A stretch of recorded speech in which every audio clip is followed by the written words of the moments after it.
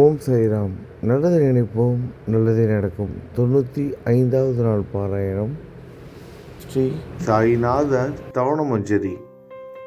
ஸ்ரீ கணேசாய நமக. எல்லாவற்றிற்கும் ஆதாரமானவனே, மயூரேச்சவரா, எல்லாவற்றிற்கும் சாட்சியாக விளங்குபவனே, கௌரியின் புதல்வனே, எண்ணங்களுக்கு எல்லாம் அப்பாற்பட்டவனே, பெருத்த வயிறுடையவனே, ஸ்ரீ கணபதியே என்னை காத்தருள்வீர். நீ எல்லா பூதகணங்களுக்கும் முதல்வன், தலைவன். எனவே கணேசன் என அழைக்கப்படுகிறாய். நீ எல்லா சாஸ்திரங்களாலும் ஏற்றுக்கொள்ளப்பட்டவன். புனிதமான முகமுடைய பாலசந்திரனே, சாரதி, வாக்கின் தெய்வமே, நீ வார்த்தைகளுக்கெல்லாம் தலைவி, உலகின் உயிரோட்டத்தின் காரணகர்த்தாவே, நீ படைப்பாளிகளின் இறைவி. நீ எப்பொழுதும் இத்தேசத்தின் அணிகலன், எங்கும் நிறைந்து இருக்கும் எல்லையில்லாத சக்தியே, உலகின் தாயே, உன்னை வணங்குகிறேன். பூரண முழுமையான பரபிரம்மே, மகான்களுக்கு பிரியமானவனே, பண்டரிநாதன் உருவில் வெளிப்பட்ட அவதாரமே, நீ அன்பு கடவுள், எல்லையற்ற கருணையுள்ளம் கொண்டவனே, ஸ்ரீ பாண்டுரங்கா நரஹரி. பொம்மலாட்டக்காரன் தன் கையிலுள்ள கயிற்றால் பொம்மைகளை ஆட்டுவிப்பது போல் பிரபஞ்சம் எங்கும் நிறைந்து நின்று உலகை ஆட்டுவிக்கும் ஒரு பொம்மலாட்டக்காரன். உன் மெய்ப்பொருளை உய்த்துணர அறிவியல் ஏடுகளும் புனித நூல்களும் இன்னமும் முயன்று கொண்டுதான் இருக்கின்றன. மெத்த படித்தவர்களுக்கு நீ வெளிப்பட்டதே இல்லை. சக்கரபாணியே, அத்தகைய அறிவற்றவர்கள் வெறும் வார்த்தை ஜாலங்களிலேதான் சிக்குண்டவர்கள். மகான்கள் மட்டுமே உன்னை உணர்வார்கள். மற்றவர்கள் குழப்பமடைந்து உள்ளார்கள். உனக்கு பக்தியோடு கூடிய சாஷ்டாங்க நமஸ்காரத்தை செய்கிறேன். 5 முகங்கள் கொண்ட சங்கரனே, மனித மண்டை ஓடுகளாலான மாலை அணிந்தவனே, நீலகண்டனை, திகம்பர ஓங்கார வடிவானவனே, பசுபதியே, எல்லா நேரங்களிலும் எவருடைய உதடுகள் உன் பெயரை உச்சரிக்கிறதோ அவர்களது உலகியல் துன்பங்கள் உடனடியாக நீங்கிவிடும். ஜடாமுடியை தரித்த சிவனே, உன் நாமத்தின் சக்தி அத்தகையது. உன் பாதங்களை வணங்கி நான் சாயி புகழை கூறும் இந்த துதியை எழுதுகிறேன். இந்த அருட்பணி முழுமையடைய எனக்கு அருள்வாயாக. நீலகண்டா, ஆழகால விஷமுண்ட சிவனே. இப்போது அத்ரி மகரிஷியின் புதல்வரான தத்தாத்திரேயரையும் குலதெய்வமான இந்திரனையும் துக்காராமையும் எல்லா ஞானிகளையும் பக்தர்களையும் பணிகிறேன். சாயிநாதா, உனக்கு வெற்றி கிட்டட்டும். பாவிகளை கடை தேற்றும் கருணை உள்ளவரை, உங்கள் பாதங்களில் என் தலையை வைத்து இருத்தி வேண்டுகிறேன். உன் பாதுகாப்பை எனக்கு அருள்வாய். நீ முழுமையான பரபிரம்மம், ஆனந்தத்தின் இருப்பிடம். நீயே விஷ்ணு, மனிதர்களுள் தலை சிறந்தவர். மன்மதனை எரித்த உமையொரு பாகனும் நீயே. நீ மனித வடிவில் தோன்றிய இறைவன், அறிவு என்னும் ஆகாயத்து சூரியன். நீ கருணை கடல். நீ பிறவி பிணிக்கு ஒரு அருமருந்து. நீ ஏழைகளுக்கும் கீழ்த்தட்டு மக்களுக்கும் விரும்பியதை கொடுக்கும் சிந்தாமணிக்கல். நீ உன் பக்தர்களை பரிசுத்தப்படுத்தும் தெய்வம். உலக வாழ்க்கை என்னும் சம்சார கடலில் மூழ்குபவர்களை காப்பாற்றும் ஓடம். நீ அஞ்சுபவர்களின் புகலிடம். நீ இந்த பிரபஞ்சம் தோன்ற முதற் காரணமான பரிசுத்த பேரின்ப பேருணர்வு. நீ கருணையே உருவானவன். உனது பலவிதமான வெளிப்பாடுகளில் இந்த உலகமும் ஒன்று. நீ பிறப்பற்றவன். சாவும் உன்னை தொட முடிவது இல்லை. என் நீண்ட ஆழமான சிந்தனைக்கு பின் வெளிப்பட்ட கருத்தை இது. பிறப்பு இறப்பு என்பவை அஞ்ஞானத்தால் தோன்றும் வெளிப்பாடே. மகாராஜா, நீங்கள் இறப்பும் பிறப்பும் மற்ற சுதந்திர பறவை. தண்ணீர் நீரூற்றாக தோன்றினால் அதன் ஆதாரம் அங்கு இருப்பதாக அர்த்தமா? ஏற்கனவே அது அங்கு நிரம்பி இருந்தது. பூமியின் உள்ளே இருந்து ஊற்றாக வெளியே வந்தது, அவ்வளவுதான். மணல் படுகையில் நீர் ஊற்றாக வெளிப்பட்டதும் அது நீரோடை என்ற பெயர் பெற்றது. அதன் சரியான பெயர் ஊற்று. தண்ணீர் இல்லாவிட்டால் அது வெறும் மணல் படுகையே. அந்த மணல் படுகையில் தண்ணீர் ஊற்றாக வந்தாலும் அல்லது வற்றி போனாலும் தண்ணீருக்கு அதனால் ஒன்றும் ஆவது இல்லை. ஏனென்றால் தண்ணீர் அந்த மணல் படுகைக்கு எந்த விதமான முக்கியத்துவமும் கொடுப்பது இல்லை. ஆனால் அறியாமையால் மணல் படுகையோ அது நீர் நிரம்பி இருந்தால் அது பெருமைப்பட்டு கொள்கிறது. ஆகையால் நீர் வற்றியவுடனே அது மிகவும் மன வருத்தம் அடைகிறது. இந்த புனித உடலும் ஒரு விதத்தில் அந்த மணற்படுகை போன்றதே. புனித பேரின்ப நிலையை அந்த நீரூற்றின் தூய தண்ணீருக்கு ஒப்பிடலாம். இம்மாதிரி எண்ணற்ற மணற்படுகைகளை இருந்த போதிலும் அவற்றில் உள்ள நீர் பேருணர்வு எனப்படும் சைதன்யம் மட்டும் மாறுபடுவதே இல்லை. கருணை உள்ளவரை, நான் உங்களை ஆதியும் அந்தமும் இல்லாதவன், பிறப்பற்றவர் என கூறுவேன். அறியாமை என்னும் மலையை உடைக்க உதவும் இந்திரனின் கையில் இருக்கும் வஜ்ர ஆயுதம். இதுவரை இந்த பூமியில் எத்தனையோ எண்ணற்ற உயிரினங்கள் தோன்றியுள்ளன, இப்போதும் தோன்றிக் கொண்டுதான் இருக்கின்றன. வருங்காலத்தில் மேலும் எண்ணற்ற உருவங்கள் தோன்றதான் போகின்றன. அந்த ஒவ்வொரு தோற்றத்திற்கும் ஒரு தனி உருவமும் பெயரும் கிடைக்கும். இந்த உயிர்கள் ஒவ்வொன்றும் பெயராலும் தோற்றத்தாலும் மட்டுமே இவ்வுலகில் அடையாளம் காட்டப்படுகிறது. ஆகையால் சுத்த பேருணர்வு நிலையை நீ நான் என்று பிரித்து காட்டுவது சரியல்ல. ஏனென்றால் எது இரண்டாக தோன்ற முடியாதோ அதுவே உண்மையில் பரிசுத்த பேரின்ப பேருணர்வு எனப்படும். அது ஒன்றே அனைவரின் உள்ளும் ஆத்மா என்ற பெயரில் உள்ளது. மேலும் உண்மையை சொல்வதானால் அந்த ஒரே ஒரு சுத்த பேரின்ப பேருணர்வு நிலைதான் உலகம் முழுவதும் வியாபித்து இருக்கிறது. அப்படி இருக்கையில் நீ நான் என்ற வேற்றுமைகள் எவ்வாறு இருக்க முடியும்? நீருண்ட மேகத்தில் உள்ள நீரின் தன்மை உலகெங்கிலும் ஒன்றே. ஆனால் அது பூமியை அடைந்ததும் வெவ்வேறு தோற்றங்களை நதி, ஏரி, ஊற்று ஏற்கின்றன. கோதாவரி மணற்படுகையில் விழும் நீர் கோதாவரி நதி என்றழைக்கப்படும். அதே சமயம் கிணறு ஒன்றில் விழும் நீருக்கு அந்த சிறப்பு தகுதி கிடைப்பது இல்லை. கோதாவரி நதி மிகவும் புனிதமானது. நீங்கள் அதில் உள்ள நீரை போன்றவர். நாங்கள் குளம், குட்டை, சகதியில் உள்ள நீர் போன்றவர்கள். நம் இருவருக்கும் இடையே உள்ள வித்தியாசம் இதுதான். எங்கள் வாழ்வின் குறிக்கோளை அடைவதற்கு நாங்கள் உங்களிடம் வர வேண்டும். கூப்பிய கரங்களுடன் சரணடைய வேண்டும். ஏனென்றால் நீங்கள் ஒருவரை புனிதத்தின் உறைவிடம். புனிதமடைந்த கோதாவரி நதி மணல் பரப்பில் மழைநீர் பாயத் தொடங்கும் பொழுது அந்த நீர் புனிதத்தன்மையை அடையும். அதை வெறும் தண்ணீராக மட்டும் கருதினால் அந்த தண்ணீர் தான் எல்லா இடங்களிலும் இருக்கிறது. கோதாவரி நதி தீரம் முழுவதும் புனிதமாக கருதப்பட்டது. பூமியின் அந்த மணல் பகுதி அதன் புனிதத்தன்மையை நிர்ணயம் செய்கிறது. தான் பழகும் மக்களின் தன்மைக்கேற்ப மக்கள் குணம் மாறுபடுகிறது. புனித ஆத்மாக்களின் சிறுக்கையால் அவர்களுடன் சேருபவர்களின் ஆத்மா ஒளிவிட தொடங்குகிறது. இல்லாவிட்டால் அது மாசுபட்டே இருக்கும். நீருண்ட மேகத்தில் நின்று கீழே விழுந்த நீரின் புனிதத்தன்மையை எந்த பூமியின் பகுதி மாற்றவில்லையோ அந்த பகுதியை சாஸ்திரம் அறிந்தவர்கள் கோதாவரி என்று கூறுகிறார்கள். மற்ற பகுதிகளில் விழுந்த நீர் அந்த பகுதியில் உள்ள மண்ணின் குணத்தை ஏற்றுக்கொண்டது, புனித தன்மையை இழந்தது. மேகத்தில் இருந்த பொழுது பரிசுத்தமாக இருந்த நீர் அசுத்தமாகவும் கசப்பாகவும் உப்பாகவும் மாறிவிட்டது. 6 வித உட்பகைகளை அகற்றி காமம், கோபம், பேராசை, வெறுப்பு, அகங்காரம், பொறாமை புனித உடலெடுத்து வந்த குருதேவா தங்களை புனித மகான் என்று அழைப்பதே சால பொருந்தும். ஆகவே நீங்களே கோதாவரி, நீங்கள் ஆத்மா. புடம் போடப்பட்டதாலேயே தான் நான் உங்களை புனித கோதாவரியாக உருவகம் செய்கிறேன். இயங்கும் அத்தனை படைப்புகளிலும் நீங்கள் சிறப்புற முதன்மை பெறுகிறீர்கள். பிரம்மா உயிர்களை படைக்க ஆரம்பத்திலிருந்தே உலகம் தோன்றியது முதல் கோதாவரி நதி இருக்கிறது. நீர் நிறைந்து பாயும் அந்த நதியில் இன்று வரை தண்ணீர் வற்றியதே இல்லை. ராவணனின் எதிரியான ராமர் கோதாவரி நதியின் கரைக்கு வந்தபோது ஓடிக்கொண்டிருந்த தண்ணீர் இன்று வரை அதே இடத்தில் எப்படி இருக்க முடியும் என்று சற்றே யோசித்து பாருங்கள். கோதாவரி நதியின் மணற்படுகை மட்டும் அதேதான். தண்ணீர் கடலை சென்றடைந்து விட்டது. ஆனால் அந்த கோதாவரி நீர்ப்படுகையின் புனிதத்தன்மை மட்டும் என்றுமே மாறாமல் இன்று வரை அப்படியே உள்ளது.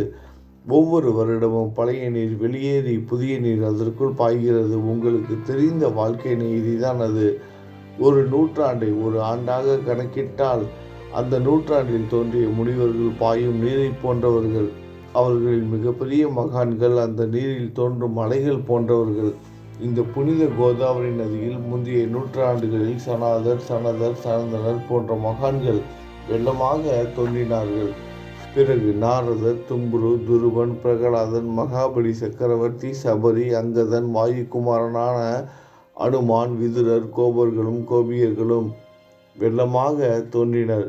இவ்வாறு இன்று வரை கடந்த நூற்றாண்டுகள் ஒவ்வொன்றிலும் ஒன்றன் பின் ஒன்றாக மகான்களாகிய வெள்ளம் தோன்றியது. அவற்றை எல்லாம் என்னால் ஞாபகப்படுத்தி கூற முடியவில்லை. சாய்நாதா, இந்த நூற்றாண்டில் 19ஆம் நூற்றாண்டு புனித கோதாவரி நதியில் சந்தேகத்திற்கு இடமில்லாமல் நீங்கள் வெள்ளமாக பாய்ந்தீர்கள். எனவே உமது தெய்வீகமான பாதங்களை வணங்குகிறேன் மகாராஜா. நான் செய்யும் தவறுகளை உங்கள் கவனத்தில் வைத்து கொள்ள வேண்டாம் என மன்றாடி கேட்டுக்கொள்கிறேன். நான் ஒரு எளியவன், அறியாதவன், தீய குணங்கள் கொண்ட மிகப்பெரிய பாவி. என்னை புறம் தள்ளி விடாதீர்கள், கைவிட்டு விடாதீர்கள். மட்டமான உலோகத்தையும் தங்கமாக மாற்றும் சக்தி கொண்ட ரசவாத கல் இரும்பினுடைய இயற்கையான தன்மைகளை பொருட்படுத்துவது இல்லை. கோதாவரி நதி தன்னுள் கலக்கும் சிறு ஓடைகளை திருப்பி அனுப்புவது இல்லை. அநேக தீய குணங்களை என்னுள் கொண்டவன் நான். உங்களது கருணை மிகுந்த பார்வையால் அவற்றை சடுதியில் அழித்து விடுங்கள். இது மட்டும்தான் உங்கள் அடிமையான தாஸ்கனுவின் வேண்டுகோள். ரசவாத கல்லின் தொடர்பு ஏற்பட்டும் இரும்பின் இயற்கை தன்மைகள் அளிக்கப்படாவிட்டால் குருதேவா, அது ரசவாத கல்லின் பெருமைக்கு இழுக்கு அல்லவா? என்னை பாவியாகவே இருக்கும்படி விட்டு விடாதீர்கள். தங்களை குறைவாக மதிப்பிட்டு கொள்ளாதீர்கள். நீங்கள் ரசவாதக்கல், நான் இரும்பு. எனக்கு ஏற்படும் இழிவுகள் தங்களுக்கு ஏற்படும் இழிவுகள் அல்லவா? ஒரு குழந்தை தவறு செய்து கொண்டே தான் இருக்கிறது. ஆனால் அதற்காக தாயார் கோபமடைவது இல்லை.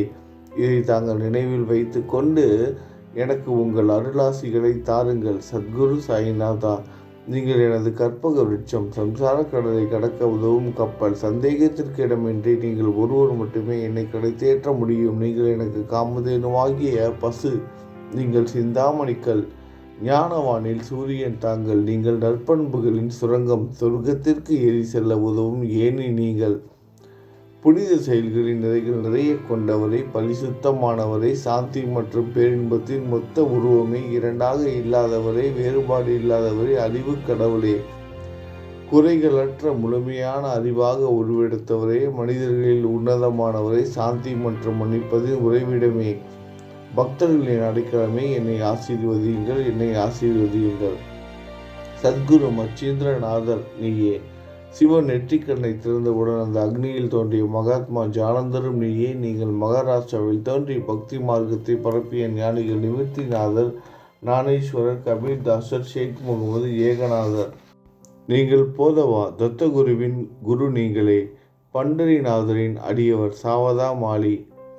நீங்கள் உண்மையில் ஆஞ்சநேயரின் மறு அவதாரம் ராமதாசர். நீங்கள் மகாராஷ்டிர ஞானி பாண்டுரங்கன் மீது அபகங்கள் என்னும் கீர்த்தனை நிறைய இயற்றிய துக்காராம். சாய்நாதா, நீங்கள் முஸ்லிம் ஞானி ராமபக்தர் சகாராம். நீங்கள் தத்தாத்திரேயரின் மறு அவதாரம் மாணிக் பிரபு. உங்களது இன்றைய அவதார தோற்றம் மற்றும் உங்களுடைய எண்ணற்ற தன்மையை புரிந்து கொள்ள உண்மையில் கடினமாக இருக்கிறது. உங்களது ஜாதி குலம் பற்றி எதையும் நீங்கள் எவருக்கும் வெளிப்படுத்தியது இல்லை. சிலர் உங்களை முஸ்லீம் என்கிறார்கள், சிலர் உங்களை பிராமணர் என்கிறார்கள். கிருஷ்ணரை போன்று எண்ணற்ற தெய்வீக லீலைகளை செய்வதெல்லாம் உங்களுக்கு ஒரு விளையாட்டு. கிருஷ்ண பரமாத்மாவை பார்த்து உய்த்துணர்ந்த பல்வேறு மக்கள் பலவிதமான பெயர்களிட்டு அவரை அழைத்தனர். சிலர் அவரை எதுகுலத்தின் அடிகளன் என்றார்கள், சிலர் அவரை மாடுகள் மேய்க்கும் இடையன் என்றனர். யசோதை அவரை பச்சிலம் குழந்தை என்றார். கிருஷ்ணனின் மாமனாகிய கம்சன் அவரை மகா காலன், உயிரை குடிக்கும் யமன் என்றான். அர்ஜுனன் அவரை எங்கும் நீக்கமர நிறைந்துள்ளவர் என்றான். அவ்வாறே குருநாதா, ஒவ்வொரு மனிதனின் மனநிலைக்கு ஏற்ப, அவரவர் எண்ணங்களுக்கு ஏற்ப உங்களுக்கு பெயர்களை சூட்டினார்கள். மசூதி நீங்கள் வாழும் இருப்பிடம். உங்கள் காதுகள் குத்தப்படவில்லை. இந்து மத வழக்கப்படி காதுகள் குத்தப்பட வேண்டும். பாத்தியா ஓதுவதை பார்த்து நீங்கள் முஸ்லீம் என்று கூறுவது பொருத்தமானதே. கருணாமூர்த்தியே, அதே போல் நீங்கள் அக்னியை வழிபடுவதை பார்த்து நீங்கள் ஒரு இந்து என்று முடிவு செய்யப்பட்டது. இந்த வெளிப்புற வித்தியாசங்களை வீண் விவாதம் செய்யும் எண்ணம் கொண்டவர்களை விரும்புவார்கள். உண்மையான ஞானத்தில் ஆர்வம் கொண்டவர்கள் இந்த வெளிப்புற வேறுபாடுகளுக்கு முக்கியத்துவம் தரமாட்டார்கள். நீங்கள் பிரம்மத்தின் நிலையில் இருக்கிறீர்கள். ஜாதி குலம் போன்றவை உங்களுக்கு முக்கியமில்லை. நீங்கள் எல்லோருக்கும் மேலான உயர்ந்த குருவாகவும் இந்த பிரபஞ்சத்தை படைத்தவராகவும் இருக்கிறீர்கள். முஸ்லிம் இந்துக்களுக்கு இடையே பகைமையுணர்வு ஏற்பட்டதால் அவர்களுக்கிடையே இணக்கமான உறவையும் ஒற்றுமையையும் ஏற்படுத்துவதற்காகவே நீங்கள் மசூதியில் அமர்ந்து அக்னி வழிபாட்டை நடத்தி உங்கள் லீலைகளை பக்தர்களுக்கு காட்டினீர்கள். நீங்கள் ஜாதி மதங்களுக்கு அப்பாற்பட்டவர். நீங்கள் பிரம்மமே, உண்மையில் அதுவே நீங்கள் உண்மையில் எண்ணங்களுக்கும் அப்பாற்பட்டவர்கள்.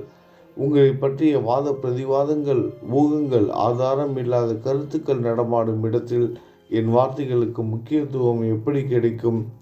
ஆனால் உங்களை பார்க்கும் பொழுது என்னால் மௌனமாக இருக்க முடியவில்லை. வார்த்தைகளால் போற்றுதலை உலக வழக்கில் உள்ள ஒரே வழக்கம். ஆகையினால் உங்கள் அருளாசியுடன் வார்த்தைகளால் எப்படியெல்லாம் போற்ற முடியுமோ அவ்வண்ணமே உங்களை போற்றி புகழ்கிறேன். கடவுளின் நிலையை விட மகான்களின் நிலை வேறுபட்டு மிக உயர்ந்ததாகவும் இருக்கும். மகான்களின் அருகில் நான், எனது போன்ற எண்ணங்களுக்கு இடமே இல்லை. கடவுளை வெறுத்ததால் இரணியகசிபுவும் ராவணனும் கொல்லப்பட்டனர். மகான்கள் கைகளால் இத்தகைய துர்சம்பவங்கள் ஏற்பட்டதே இல்லை. அரசன் கோபிசந்தர் முனிவர் ஜாலந்தனை சாண குவியலுக்குள் புதைத்தான்.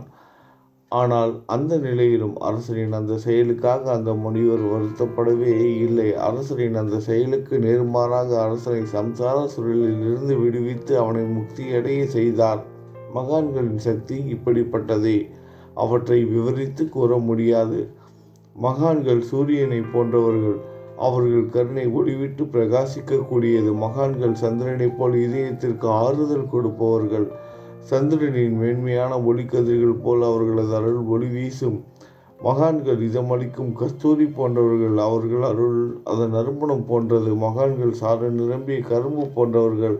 அவர்களின் அருள் அந்த கரும்பு சாற்றினை போல் இனிப்பானது. நிச்சயமாக மகான்கள் நல்லவர்களிடமும் தீயவர்களிடமும் ஒரே விதமாகவே நடந்து கொள்கின்றனர். இதற்கும் மேலாக பாவிகளிடம் அவர்கள் காட்டும் அன்பு அளவிட முடியாதது. கோதாவரி நதியில் அழுக்கடைந்த துணிகளை சுத்தம் செய்யப்பட வேண்டி வருகின்றன. சுத்தமான துணிகள் கோதாவரி நதியில் நின்று வெகு தூரத்தில் பெட்டியிலேயே தங்கிவிடுகின்றன.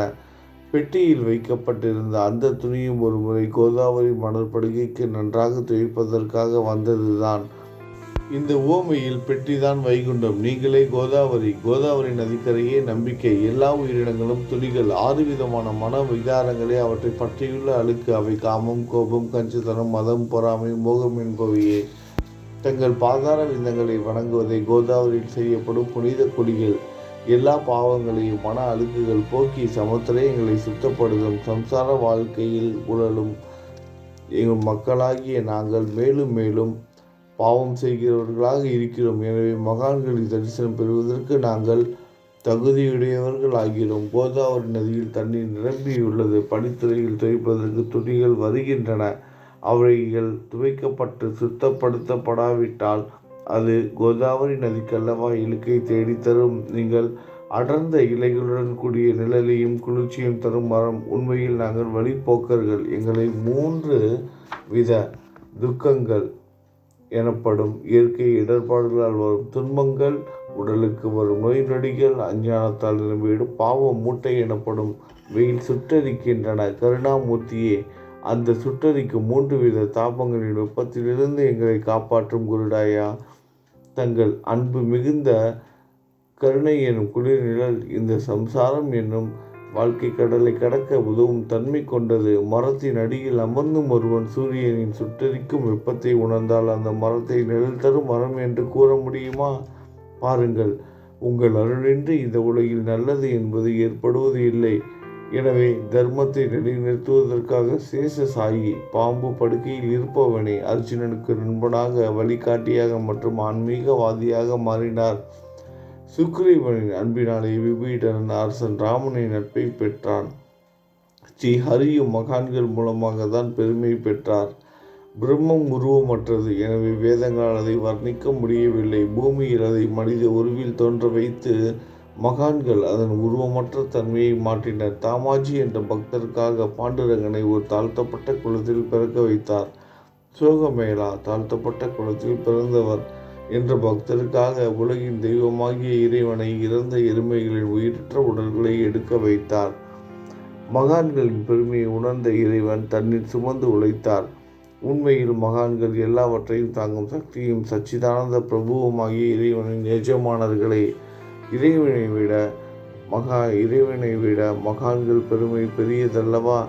இதற்கு மேலும் சொல்வதற்கு ஏதும் இல்லை. நீங்கள் தான் என் தாயும் தந்தையும் ஷிரடி நாதா. ஷிரடி கிராமத்தில் வசிக்கும் சத்குரு சாயிநாதா. பாபா, உங்கள் லீலைகளை எவர் ஒருவராலும் உண்மையிலேயே முழுமையாக புரிந்து கொள்ள முடியாது என்கிற போது சாதாரண மனிதனாகிய நான் எவ்வாறு அவற்றை விளக்க முடியும் கூறுங்கள்.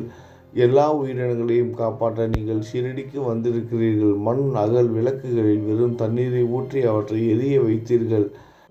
மிக குறுகிய மரப்பலகையை தொங்கும் ஊஞ்சல் படுக்கையாக்கி உங்கள் யோக சக்தியை உங்கள் பக்தர்களுக்கு காட்டினீர்கள். அநேக பெண்களின் மலட்டுத்தன்மையை முழுவதுமாக நீக்கினீர்கள். உதியின் மூலம் அநேக பேரின் வியாதிகளை குணமடைய செய்தீர்கள்.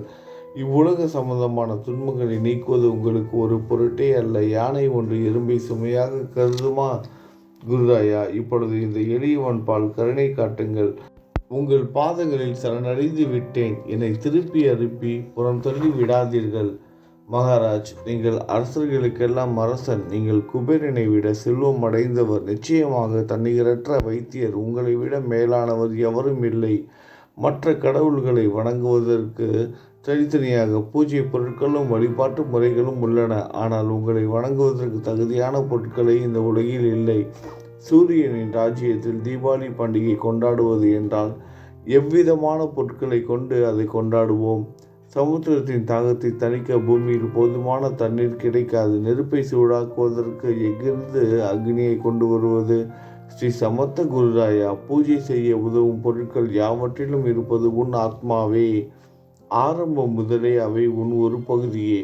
மேலே கூறப்பட்டவை எல்லாம் தத்துவார்த்த ரீதியில் கூறப்பட்டவையே.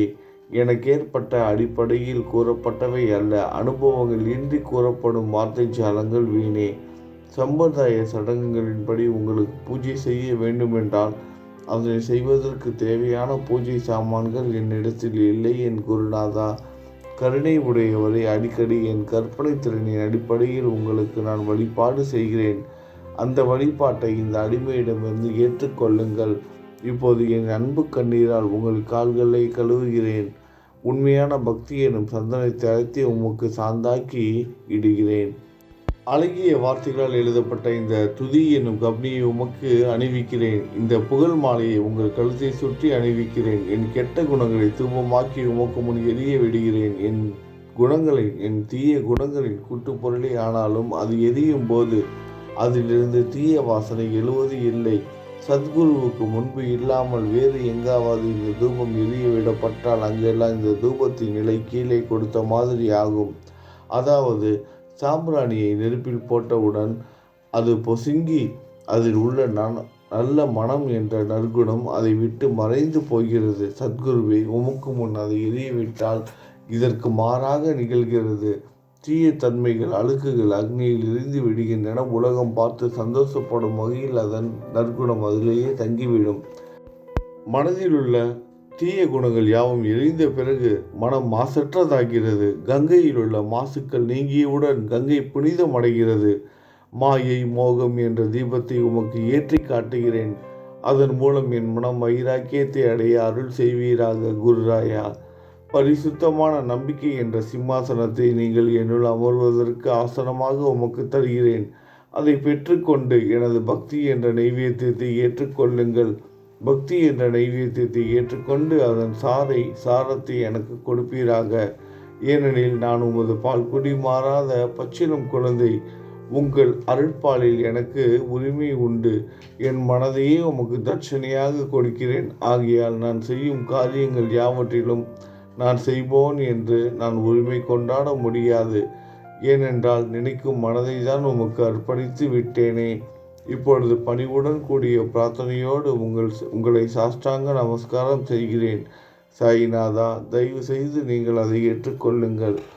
8 பிரார்த்தனைகள். சாயிநாதா, சாந்தமான மனமுடையவரே, அறிவின் சிகரமே, அன்புள்ளம் கொண்டவரே, கருணை கடலே, உண்மையின் உறைவிடமே, மாயை என்னும் இருளை அகற்றுபவரே, ஜாதி மதங்களுக்கு அப்பாற்பட்ட துறவியே, எங்களின் புரிந்து கொள்ளும் திறமைக்கும் அப்பாற்பட்டவரே, அன்பின் இருப்பிடமே, ஷிரடி நாதா, என்னை காப்பாற்றும். ஞான சூரியனே, ஞானத்தை அளிப்பவரே, எல்லாவித நல்ல செயல்களையும் செய்வோரே, பக்தர்களின் மனங்களில் ஒளிரும் பரமஹம்சரே, தங்களை சரணடைந்தவர்களை காப்பவரே, படைக்கும் தொழில் புரியும் பிரம்மாவே நீங்கள், காக்கும் கடவுள் விஷ்ணுவே நீங்கள், மூன்று உலகங்களையும் கடைசி லயமடைய செய்யும் ருத்திரனும் சிவனும் நீங்களே. நீங்கள் இல்லாத இடமே இந்த பூமியிலேது. எல்லாம் அறிந்த இறைவன் நீங்கள். எங்கள் அனைவரின் இதயங்களில் வசிப்போரும் நீங்களே. எனது எல்லா குற்றங்களையும் மன்னிக்க வேண்டும் என வேண்டி கேட்டுக்கொள்கிறேன். அலைகளாக வரும் சந்தேகங்களையும் மயக்கங்களையும் போக்குவீராக. நீங்கள் பசு, நான் புதிதாக பிறந்த இளம் கன்று. நீங்கள் சந்திரன், நான் சந்திர காந்தக்கள். தங்கள் பாதங்கள் கங்கை நதி புண்ணியத்தை தருவதால் பணிவுடன் இந்த அடிமை உங்களுக்கு தலை வணங்குகிறேன். உங்கள் கைகளை என் தலை மீது வைத்து ஆசை கூறுங்கள். கவலைகளும் துன்பங்களும் பறந்தோன்றட்டும். நான் உங்கள் அடிமை. இந்த 8 துதிகளையும் கூறி நான் உங்களை சாஷ்டாங்கமாக நமஸ்கரிக்கிறேன். எனது பாவங்கள், துயரங்கள், ஏழ்மை யாவும் உடனடியாக விலகட்டும். நீங்கள் பசு, நான் கன்று. நீங்கள் தாய், நான் உங்கள் குழந்தை. என் மீது கடுமை காட்டாதீர்கள். நீங்கள் மேற்கு தொடர்ச்சி மலைப்பகுதி, மலையகிரியில் உள்ள சந்தனம். நான் முள் அடர்ந்த புதர். நீங்கள் புனிதமான கோதாவரி நீர். நானோ பெரும் பாவி. குருநாதா, உங்கள் தரிசனம் கிடைத்த பிறகும் என்னிடம் உள்ள கெட்ட குணங்கள் என்ற அழுக்கு என் மனதிலேயே தங்கி இருக்குமானால் உங்களை சந்தனம் என்று யார் கூறுவார்கள்? கஸ்தூரியின் அருகாமையில் உள்ள மண்ணும் உயர்வாக போற்றப்படுகிறது. மலரின் தொடர்பினால் தானே அதன் நாரும் தலையில் உயர்ந்த இடத்தை பிடிக்கிறது. மகான்களும் அப்படிப்பட்டவர்களே. அவர்களுடன் தொடர்புடைய எந்த பொருளும் மிகவும் உயர்வாக மதிக்கப்படுகிறது. சிவபெருமான் விபூதி, லங்கோடு, நந்தி ஆகியவற்றை ஏற்றுக்கொண்டதால் 8 திக்குகளிலும் அந்த பொருட்கள் புகழப் பெறுகின்றன. இடையர்களை மகிழ்விப்பதற்காக யமுனை நதிக்கரையில் உள்ள பிருந்தாவனத்தில் உலகிற்கெல்லாம் இறைவன் தகிகாலா உரியடி என்ற விளையாட்டை விளையாடினான். அதுவும் அறிவுடையோர் மத்தியில் ஏற்றுக்கொள்ளப்பட்டது. ஆகவே நான் பாவியான போதிலும் உங்கள் சேவையில் ஈடுபட்டு உள்ளேன். குருநாதரே, என் நிலைமையை பற்றி உன் மனதில் எண்ணி பாரும். குருநாதா, இந்த லௌகீக உலகிலோ அல்லது ஆன்மீக வழியிலோ எந்தெந்த விஷயங்கள் எல்லாம் எனக்கு சந்தோஷத்தை கொடுக்கும் என என் மனம் சந்தேகம் இல்லாமல் நம்புகிறதோ அவற்றையெல்லாம் நீங்கள் எனக்கு அளித்தருள வேண்டும். உமது கருணையினால் இந்த மாதிரி செய்துவிடும். எனது மனதை அடக்கி விடுங்கள். சமுத்திரங்கள் எல்லாம் தித்திப்பாக மாறினால் பிறகு அவை உப்பு கரிக்குமே என்ற பயம் தோன்றாதே. சமுத்திரத்தை தித்திப்பாக்கும் சக்தி உங்களுக்கு உண்டு. ஆகையால் தான் எனது இந்த வேண்டுகோள். தயவு செய்து இந்த வேண்டுகோளை நிறைவேற்றும். என்னிடம் என்னென்ன குறைகள் உண்டோ அவை அனைத்தும் உங்களுடையதே. ஆத்ம ஞானம் பெற்றவர்களில் முதலிடத்தில் உள்ள உங்களிடம் குறை என்பதை பொருந்தாதே. இப்போது இதற்கும் மேலும் நான் ஏன் அதிகம் பேச வேண்டும்? நீங்கள் தான் எனது ஒரே அடைக்கலம். தாயின் இடுப்பிலுள்ள குழந்தை இயல்பாகவே பயமுற்று இருக்கும். மகாராஜ், இந்த துதியை எவரவர்கள் அன்புடன் படிக்கிறார்களோ அவர்கள் ஒவ்வொருவரின் ஆசைகளை தயவு செய்து நிறைவேற்றும். இந்த துதியை படிப்பவர்களின் 3 வித தாபங்களையும், இயற்கையின் இடர்பாடுகள், துன்பங்கள், நமது உடலுக்கு வரும் நோய் நொடிகள், அஞ்ஞானத்தால் நிரம்பிவிடும் பாவ மூட்டை 1 ஆண்டிற்குள் விலகிவிடும் என்பதை இந்த துதிக்கு உங்களது ஆசையாக என்றென்றும் நிரந்தரமாக இருக்கட்டும். குளித்து முடித்துவிட்டு மனதில் முழுமையான நம்பிக்கையுடன் தொடர்ந்து இந்த துதியை பாராயணம் செய்ய வேண்டும். அப்படி முடியாவிட்டால் வாரம் வாரம் வியாழந்தோறும் சத்குருவை வணங்கி அவர் உருவை தியானம் செய்து கொண்டு இந்த துதியை பாராயணம் செய்யுங்கள். இதுவும் கூட முடியாவிட்டால் மாதம் வரும் 2 ஏகாதசி தினங்களில் இந்த துதியை பாராயணம் செய்யுங்கள். இது ஏற்படுத்தும் விளைவுகளை பார்த்து அதிசயப்படுவீர்கள். குருமூர்த்தியான சாயிநாதர் இந்த துதியை பாராயணம் செய்பவர்களுக்கு இவ்வுலகியல் ஆசைகளை முழுமையாக உடனடியாக நிறைவேற்றுவார். இந்த துதியை திரும்ப திரும்ப பாராயணம் செய்வதால் முட்டாள்கள் கூர்மையான புத்தியை அடைவார்கள். யாருடைய வாழ்நாளாவது குறைவானதாக இருப்பின் இந்த துதியை அவர்கள் படிப்பதால் 100 ஆண்டு காலம் வாழ்வார்கள். இந்த துதியை தொடர்ந்து பாராயணம் செய்து வந்தால், செல்வம் குறைவாக இருந்தால், ஏழையாக இருந்தால், செல்வத்தின் அதிபதி குபேரன் அவர்கள் வீட்டிற்கு வந்து தங்கி அவர்களுக்கு ஏவல் புரிவான். இது சத்தியம், இது சத்தியம், இது சத்தியம் என 3 முறை கூறுகிறேன். குழந்தை செல்வம் இல்லாதவர்கள் இந்த துதியை தொடர்ந்து படித்து வந்தால் குழந்தை செல்வம் பெறுவர். இந்த துதியை படிப்பவரின் வியாதிகள் எல்லா பக்கங்களிலும் பறந்தோடிவிடும். வியாதியிலிருந்து குணம் கிடைக்கும். இந்த துதியை திரும்ப திரும்ப படித்தால் பயம் மற்றும் கவலை மறைந்து போகும். மதிப்பும் மரியாதையும் கிடைக்கும். அழிவற்ற பிரம்மத்தை உணர்வார்கள். பிரம்ம ஞானம் கிட்டும். அறிவுடையோரே, இந்த துதியின் மீது உங்கள் இதயங்களில் முழுமையான நம்பிக்கை வையுங்கள். சந்தேகங்கள், நம்பிக்கையின்மை, தவறான எண்ணங்கள் ஆகியவற்றிற்கு கொஞ்சம் கூட மனதில் இடம் கொடுக்காதீர்கள். ஷீரடிக்கு புனித பயணம் மேற்கொள்ளுங்கள். பாபாவின் தாமரை பாதங்களை மனதில் நிறுத்துங்கள். அவர் அனாதைகளின் உறவினர். பக்தர்களின் விருப்பங்களை நிறைவேற்றும் கற்பகத்தரு. பாபாவால் உணர்வூட்டப்பட்டு இந்த துதியை நான் இயற்றினேன். இல்லாவிட்டால் எவ்விதமான முக்கியத்துவமும் இல்லாத என்னால் இந்த துதியை எவ்வாறு எழுத முடியும்? சக ஆண்டு 1840, ஆங்கிலம் ஆண்டு 1918, புரட்டாசி மாதம் வளர்பிறையில் விநாயகர் சதுர்த்தி அன்று திங்கட்கிழமை 2வது யாமத்தில் சூரிய உதயத்திற்கு முன் இந்த பாமாலை நிறைவு செய்யப்பட்டது. புனிதமாய்ந்த நர்மதா நதி கரையில் இந்தூருக்கு அருகிலுள்ள ஊரான மகேஸ்வரர் சேத்திரத்தில் ஸ்ரீ அகல்யா தேவியின் சந்நிதியில் ஸ்ரீ சாய்நாதரை போற்றி பாடும் இந்த தவண மஞ்சரி நிறைவடைந்தது.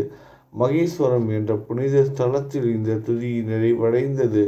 ஸ்ரீ சாய்நாதர் என் மனதிற்குள் புகுந்து இந்த துதியின் ஒவ்வொரு வார்த்தையையும் என்னை கூற வைத்தார். எனது சீடன் தாமோதரன் இதை நான் கூற எழுதினான். தாஷ்கனுமாகிய நான் எல்லா ஞானிகள் மற்றும் துறவிகளின் வேலையால் எங்கும் மங்களம் பொங்கட்டும். ஸ்ரீ சாய்நாதரை போற்றி பணிவுடன் எழுதப்பட்ட இந்த ஸ்ரீ சாய்நாத சவணமஞ்சரி என்ற துதி பாராயணம் செய்பவர்கள் சம்சார கடலை கடக்க உதவட்டும். இது ஸ்ரீ பாண்டுரங்கனுக்கு தாஸ்கனுவின் நம்பிக்கை மற்றும் பணிவோடும் கூடிய பிரார்த்தனை. மங்களம், சுபமங்கலம். நல்லது நினைப்போம், நல்லதே நடக்கும். ஓம் சாய்ராம்.